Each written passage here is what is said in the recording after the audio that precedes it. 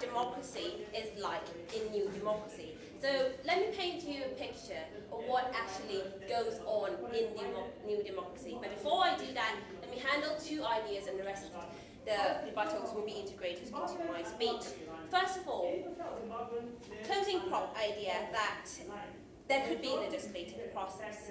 We have constantly came up here and mentioned that demonstration is used when it comes to the last resort. When the legislative process fails because there's a parliamentary domination of government party within and opposition is a lame duck sitting there, cannot vote. When the media is taken over by the government and people has no exit strategy in voicing themselves out.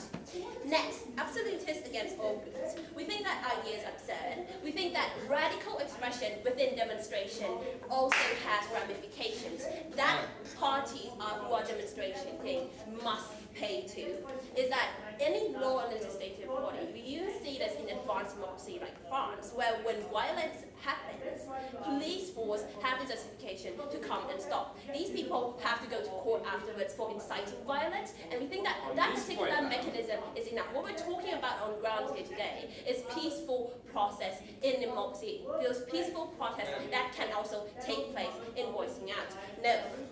Now, when we think that, if they say that if these people in the long run representation come back, we think that there's diverse ideas in democracy, and we think that the multiple ideas in democracy is good, and we think that in the end, if these ideas are voiced, especially if they're minorities, outcome then justifies all. So what am I going to tell you about today? First of all, I'm going to tell you why demonstration actually happen, what happens when states shut people up, and lastly, why protest is inherently part of democracy in its violent nature, and how democracy can actually become successful in building itself in the end by these protests.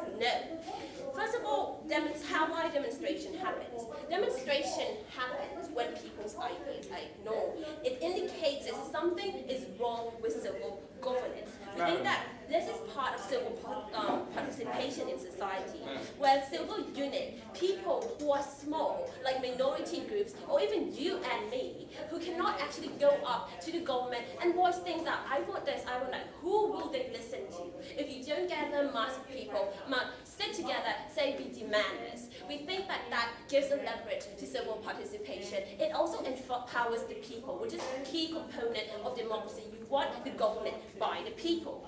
Next, what happens when this demonstration also happens is that when there's media intervention, it doesn't make sense to say that these people have exit strategy through media when the government is in control of the media. What you have to understand about these type of government is that this newly elected government is taken over by the elite group who has taken the revolution to set up a new democracy. They have the financial means, they have the means of power, thereby they buy up the media. Take Cambodia for example. The Prime Minister of Cambodia controls the entire media industry in Cambodia. Thereby, what does the government in power do? We think every human being in nature, once in control of power, wants to seize that power. That's why you don't trust the government, because at the end, the government issues propaganda to the people so that the people will think accordingly that the government is doing good. Answer to that. Are you basing your entire extension upon the assertion that there is no free media in new democracies? Correct.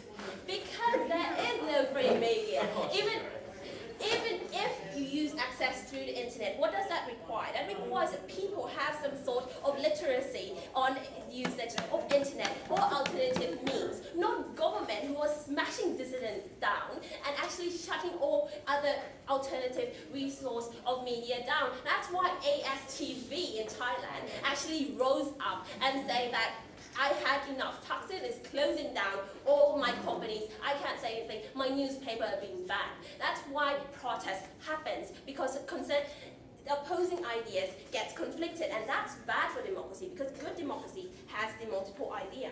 So what happens when states shut people up? And this kind of indicate what happened in terms of military unit. We think that protest might be civil inconvenience, but it is not civil downfall, it's stability. We think that the excuse of stability is exactly what hampers democracy.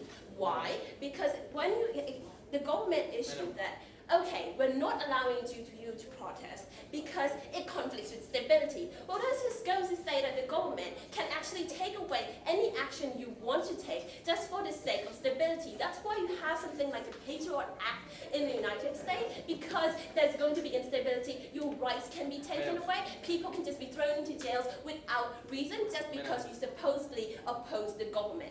And this is the reason of stability that all government founds itself upon, because you have to understand that by taking every single, not yet after this point, is that what happened is that eventually, if government has power, they will always try to shift away that certain bits of right in that you hold possession. And we think that is potentially damaging, especially if government use stability as an excuse in a new democracy where people especially need civil participation, needs to voice out in order to actually create order in society. Sorry about that. Now, we think that in this case, military themselves is also a civil unit. What you need to recognize is that the military themselves also vote.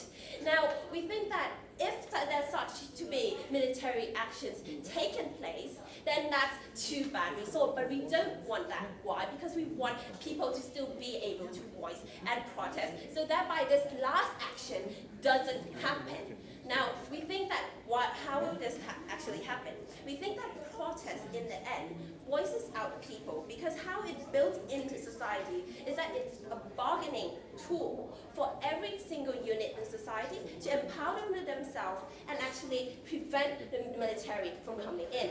Even if that does happen, if the military has democratic intentions in installing government, we've seen this work in places like Turkey, we've seen this work in places of Thailand, where after those coups, we have a coalition party with stronger democratic structure than before, where there's only single party dominating the parliament and no one can voice out anything. So we don't think that's necessarily damaging to democracy as always, because these people have the right to express themselves. Also, we think that that is a failure in democracy that we don't want to happen.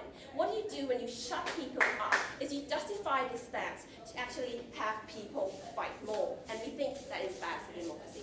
Thank you.